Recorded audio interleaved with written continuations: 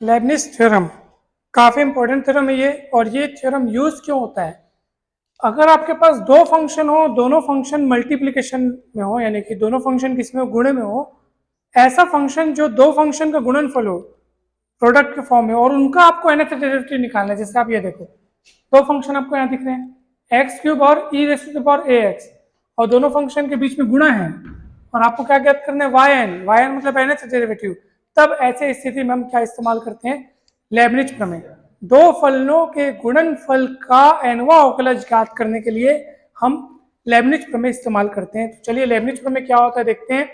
यदि u और v x से कोई दो फंक्शंस हैं, तो D N of u into V, यानी दोनों फलनों के गुणनफल का nवां अवकलज का सूत्र क्या है, देखो D N U into V, मतलब कि पहले फलन का nवां अवकलज और दूसरा फलन जस का तस बैठा रहेगा, प्लस फिर क्या आएगा एन सी वन, पहले फलन का एन माइनस वनवा अवकलज, D N minus one U, मतलब फर्स्ट फंक्शन का N minus one derivative, N minus one derivative, और दूसरे फंक्शन का जो कि पहले चुपचाप बैठा था अब उसका फर्स्ट डेरिवेटिव। यानी कि हर अगले स्टेप में हम पहले फंक्शन का एक एक डेरिवेटिव कम करते जाएंगे और दूसरे फंक्शन का एक एक डेरिवेटिव। हाँ देखो यहाँ पे एन सी वन, और उसको याद करने का तरीका क्या है, एन सी वन, तो यदि इसी में से इसको माइनस करके यहाँ लिखा गया है, और ये डी वी वन है इसलिए डी वी। अब N C two B N minus two U, यानी कि यू का कौन सा वाला अवकलज, एन माइनस टू हुआ अवकलज, एन माइनस टू डेरिवेटिव, समझ में रहे ना, यानी एक डेरिवेटिव और कम हो गया उसका। यहाँ पे एन डेरिवेटिव था, यहाँ एन माइनस वन, यहाँ एन माइनस टू हो गया, और v का डेरिवेटिव बढ़ते जा रहा है। पहले तो v बिना डेरिवेटिव का सिर्फ v, यहाँ पे क्या हुआ dv, dv मतलब v का पहला अवकलन, और d2v मतलब v का दूसरा अवकलन। ये देख 2 है तो 2 n माइनस टू यहाँ, फिर क्या आ सकता है बता सकते हो आप? वाह, डैश डैश करके मैं छोड़ दिया हूँ, लेकिन अगर लिखना चाहें तो हम क्या लिखेंगे वहां पे, N C three D N minus three U D three V. ठीक है, ऐसे ही आप जब यहाँ पे पहुंचेंगे तो देखो ये कौन सा वाला पद है बताओ, ये आरवा पद नहीं, आर प्लस वनवा पद है। कौन सा पद है, कैसा पता चल बताऊँ, देखो ये पहला पद, ये कौन सा पद, दूसरा पद में वन नजर आ रहा है, तीसरा पद में दो नजर आ रहा है, तीसरा पद लेकिन नजर क्या आ रहा है, 10वें पद में क्या नजर आएगा, तो वैसे ये आर प्लस वनवा पद है इसलिए आर नजर आ रहा है, समझ में आ रहा है। तो N C R D N minus R U और डी आर वी। वैसे ही ये कौन सा वाला पद है जिसमें एन नजर आ रहा है, ये है एन प्लस वनवा पद, एन प्लस वनवा पद।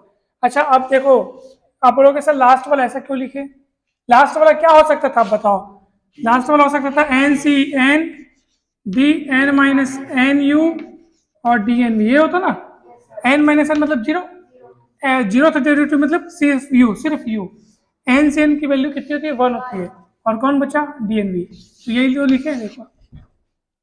और आप यहां से भी देख सकते हो शुरुआत में D N U into V है, तो लास्ट में क्या होगा u into D N V, यानी कि शुरुआत हुई थी u के nवें अवकलज से और v जस का तस था, और अंतिम हुआ है u एज इट इज है और v का nवां अवकलज है, क्योंकि हर स्टेप में क्या होता जा रहा था, v का u का एक एक अवकलन कम होता जा रहा था और v का एक एक अवकलन बढ़ रहा था, समझ आ रहा है ना।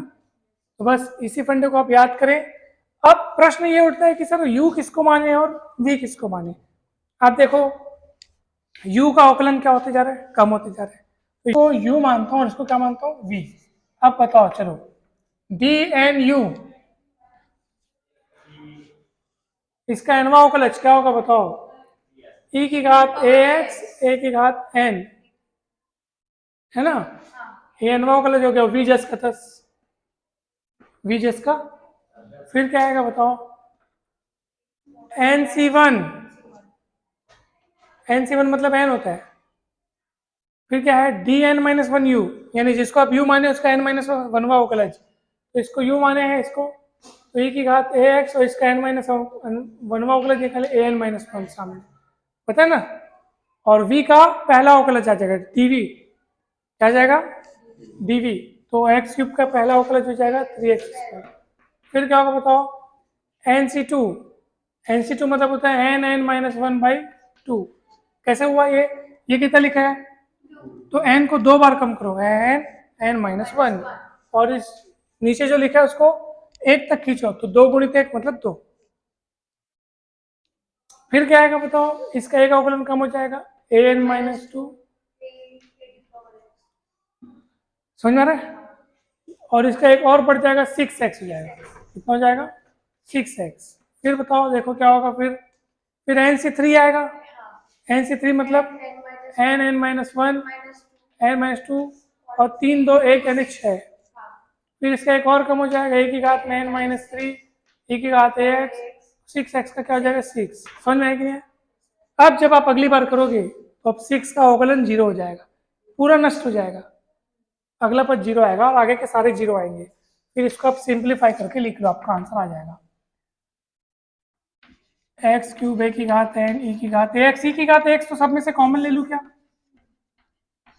सब में से कॉमन, a की घात n एक्स क्यूब प्लस यहाँ e की घात x कॉमन निकल चुका है, 3n(x²) a की घात में n-1 बचेगा, e की घात x निकल चुका है, 2 3 6 कटेगा, क्या क्या बचेगा? n-1 3x और a की घात में n-2 है ना भाई, इधर 6 से 6 कटेगा, n-1 हो गया, आपका आंसर आ गया। कहीं कोई डाउट है क्या? नहीं है डाउट, ठीक है ना? ओके, ये आपका आंसर आ गया कंप्लीट। तो लेबनिज प्रमेय इस तरीके से समाप्त हुआ, बहुत सरल था ना?